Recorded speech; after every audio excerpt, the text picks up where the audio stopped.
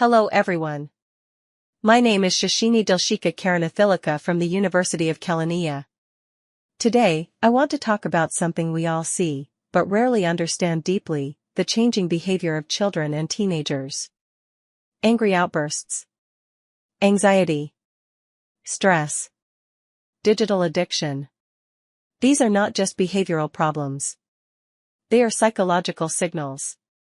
And as future educators, psychologists, and parents, it is our responsibility to understand what's really going on inside a child's mind.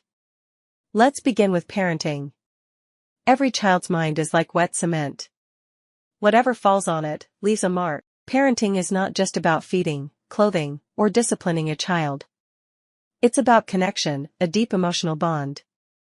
Many children who are always angry are not actually aggressive, they are frustrated, unheard, or emotionally neglected. When a child cries, throws a tantrum, or refuses to speak, they are not just misbehaving. They are communicating an unmet emotional need. Psychologists remind us that children don't have the emotional vocabulary adults do. So they express pain through behavior. A child who feels safe, loved, and listened to will naturally become more emotionally intelligent. But a child who grows up being told to stay quiet, don't cry, or be strong without emotional support, may grow up suppressing emotions or acting out. So one of the best things any parent can do is to listen. Not to solve, not to scold.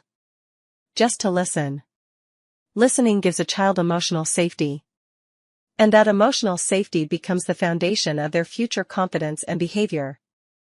Now, let's talk about exam stress. In Sri Lanka, and many parts of the world, academic pressure is intense. Students are judged by their marks, not by their mental health. And that needs to change. The adolescent brain is still developing. The part of the brain responsible for emotional control, decision-making, and stress management, called the prefrontal cortex, is still under construction. So when a child gets anxious before an exam or forgets what they studied, it's not because they're lazy. It's biology. It's fear. It's mental overload. As educators or parents, we often say things like just concentrate or don't be afraid. But those words don't help. What helps is teaching students how to study smartly, take breaks, breathe properly, and manage expectations. We must shift from a performance-based mindset to a progress-based one. For example, instead of asking, "Why did you only get 65 marks?" we can ask, "What do you think was difficult about this paper?" That shift in language creates psychological safety, not fear. It shows the child that their effort matters more than a number. It helps them feel safe to fail and strong enough to try again. When we normalize rest, routine, and resilience over perfection, children actually perform better, and feel better too. Now let's explore digital addiction.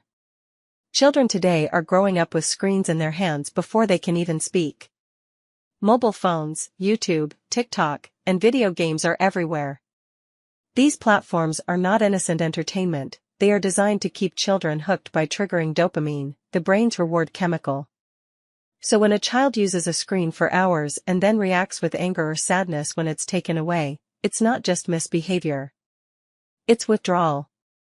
It's dependency. Studies show that overuse of screens can lead to sleep problems, attention issues, anxiety, and even depression.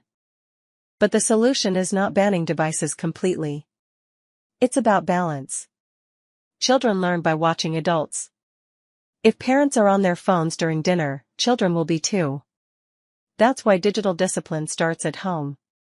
Have screen-free zones. Encourage outdoor time. Create family activities. Talk to your child, really talk. Ask them about their day. Listen without judgment. Real connection builds emotional health, something no app can replace. In conclusion, child and adolescent psychology is not about labeling children as bad, naughty, or lazy. It's about understanding that every behavior has a reason.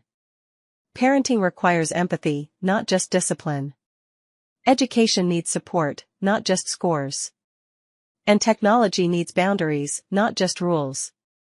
If we see children as minds to be nurtured instead of problems to be fixed, we will raise a more confident, kind, and emotionally intelligent generation. Thank you.